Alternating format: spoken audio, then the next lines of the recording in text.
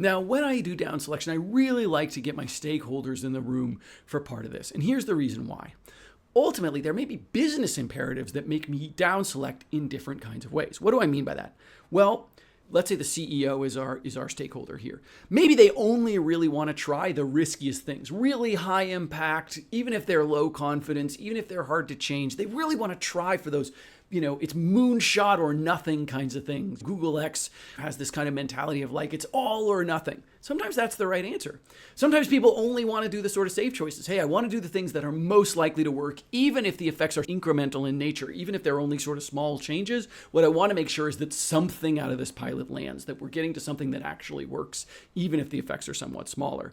And then sometimes we want to balance it like a portfolio of stocks, right? We want to have some high risk things, some low risk things. Sometimes we want to double down on one pressure and really run a bunch of pilots around a single pressure. Sometimes we want to diversify across pressures. There are business concerns here that we want to take into account, that we want that feedback in the down selection process.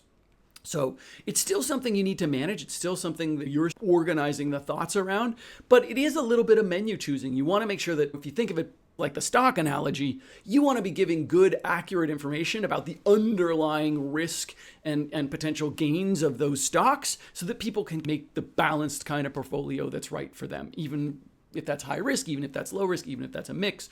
Your job is to provide accurate information, and that's really coming out of those pressures.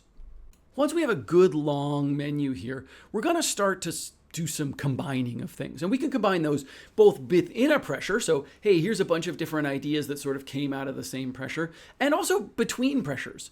Why is it okay to do this between pressures? Well, because look, we're not academic behavioral scientists. I'm not interested in the purity of finding out whether a pressure works. Instead, what I care about is finding something that works for our business, that's overall effective at the cost-benefit ratio that's interesting to us. So there's no need to stay pure within one pressure. So now we're going to want to start to do some clustering before we start to down select, because we can't, at this point, you're going to have usually several hundred ideas on the board. We obviously can't run several hundred pilots. So this clustering is going to start to get us to a smaller menu from 200 down to 20, right? Going to start to get us to a place where we can get our hands around this and start to think about this in a different way.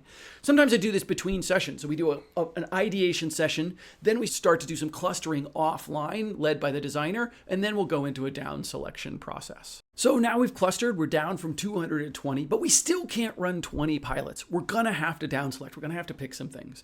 And this is really, of the entire process, the most subjective part of it.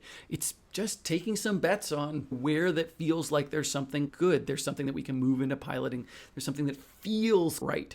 Now, there are things that we can use to help ourselves, right? We can look at the impact, confidence, likelihood to change. We can look at the pressures that came into these ideas that might tell us, hey, this is a place where we had some confidence before, because we want to avoid falling in love with our ideas. We're not going to do dot voting. We're not going to label who suggested any individual thing. This is just a process by which we're starting to look at things.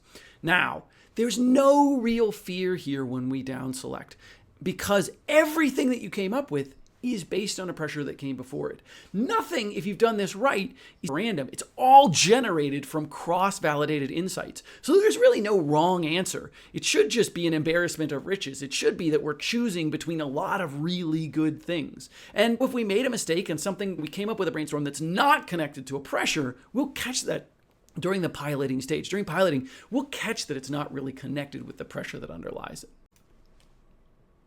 One thing you want to be really careful to avoid when you're down selecting is worrying about operationalization. You shouldn't be thinking about how you're going to run a pilot yet. You're really just thinking about, hey, potential things that you could do and the effects that they'll have.